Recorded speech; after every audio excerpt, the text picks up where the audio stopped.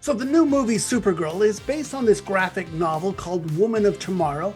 It is a beloved graphic novel. I can't tell you how many people have come up to me and said, this is the greatest thing ever.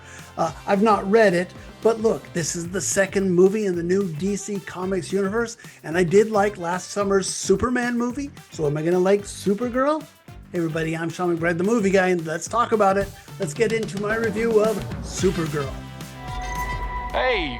I was just touching base to see when you think you might be coming back.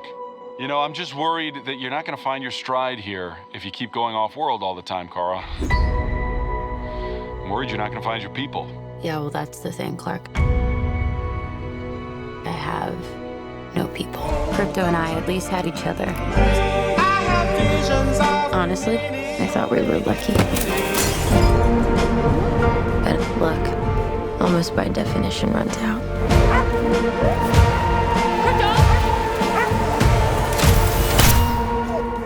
What can I do? The Brickens carry the antidote on that person. He has 3 days.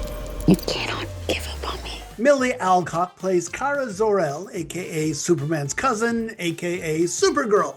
And as this movie starts off, well, she's off-world partying it up with her dog Cosmo, aka Superdog. You see, it's her birthday and she's a little lost in the world, so she goes to a planet with a red sun, and the red sun negates her superpowers, which means she can get drunk.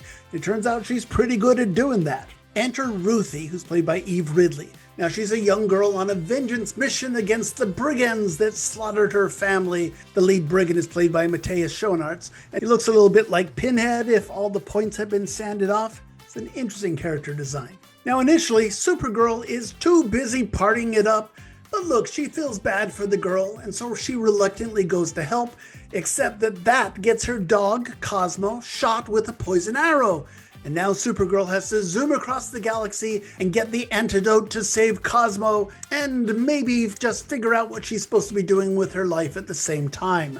Well, this is kind of an origin story for Supergirl. I mean, we get flashbacks that show her back on planet Krypton. We meet her parents. We find out how she came to Earth, how she met her cousin Superman. That's David Corenswet playing Superman again here. And look, this is all interesting stuff, but I'm not sure that we needed any of that. I certainly don't know Supergirl's origin story as closely as I know Superman's, but I can kind of assume a lot of it. And look, all the stuff back on Krypton, well, I guess that does explain why she's a little messed up, having 2 dead parents, of course. And we learned that her parents told her to be good, which is what's going to ultimately drive her to become a hero. But I think that a lot of this should have been cut so we could focus on the real part of this story, which gets kind of shoved to the side at times. So this is directed by Craig Gillespie, and I think he has a nice comic touch. This feels like a mix between Star Wars and Guardians of the Galaxy, which means there's a lot more humor here, a lot of oddball alien creatures.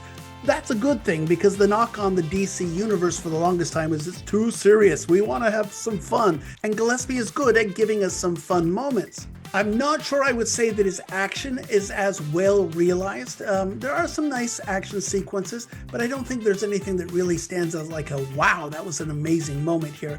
And if I'm being honest, the story does meander a lot. I kind of wish this movie had been more of an action vengeance story.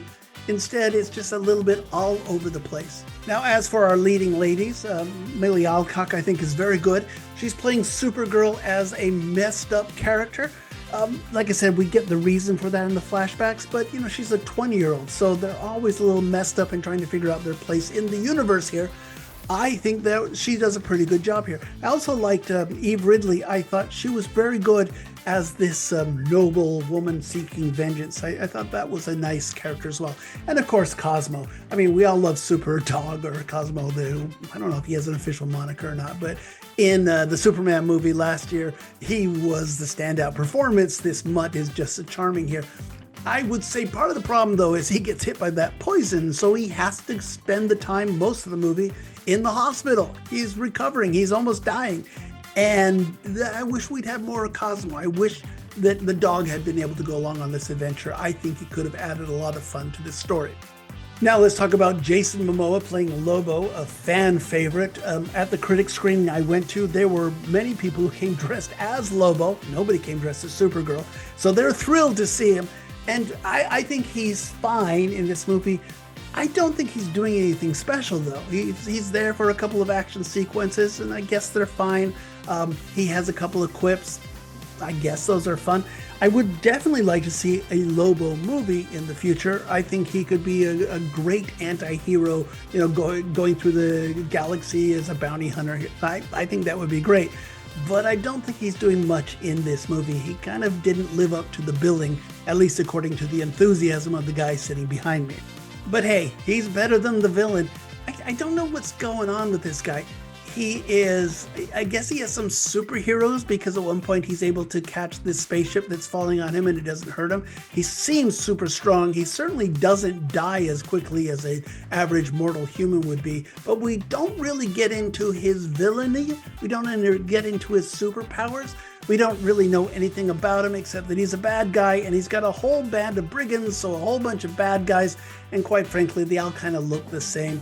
I'm not sure why it takes Supergirl so long to beat them, other than some artificial reasons, but I think, the bad guys are just not that great, and like I always say, your heroes are judged by the villains they can best, and in this case, Supergirl doesn't have to do anything too special.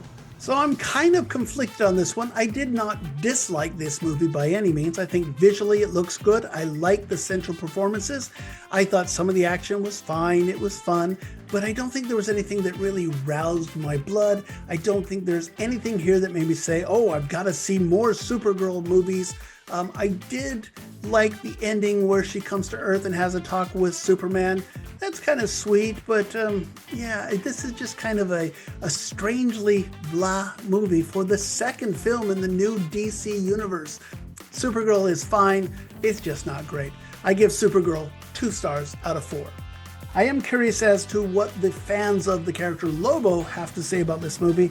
Like I said, I thought he was there, I thought he was fine, but I didn't think he did anything super special in this movie. But God knows the fans at the screening were very excited to see Lobo. So are you a fan of his? What did you think about this performance, or more importantly, his character and how it's written into this movie? Comment below. You can comment on any of my reviews, but of course remember to subscribe so you get all of these reviews just as soon as they drop. And check out the podcast every week. My friend Joe Fryer and I get together and we chat about all of the week's big new movies. Just search for Two Movie Guys wherever you get your podcasts. Okay, also out this week in a piece of counter-programming, we have a new Jackass movie. I'll be honest with you, I could care less about the Jackass movies, but coming up next, we'll talk about Jackass, The Final Cash Grab. I think that's the title. We'll talk about that next. See you then. Bye.